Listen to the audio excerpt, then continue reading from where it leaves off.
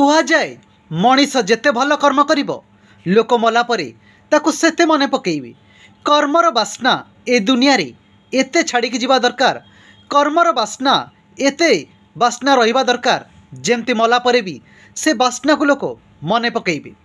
ଠିକ୍ ଏମିତି ଗୋଟେ ଘଟଣା ଘଟିଥିଲା ଯେତେବେଳେ ପ୍ରଭୁ ଶ୍ରୀରାମ ରାବଣକୁ ମାରିବାକୁ ସେତୁବନ୍ଧ ତିଆରି କରୁଥିଲେ, ଦେଖିଲେ ଗୋଟେ ଛୋଟ ଜୀବଟେ ପାଣି ଭିତରେ ବୁଡ଼ି ଯାଉଛି, ବାଲି ଉପରେ ଗଡ଼ି ଯାଉଛି, ପୁଣି ବନ୍ଧ ଉପରେ ଆସି ଝାଡ଼ି ହେଇଯାଉଛି, ଏମିତି ବାରମ୍ବାର କରୁଛି।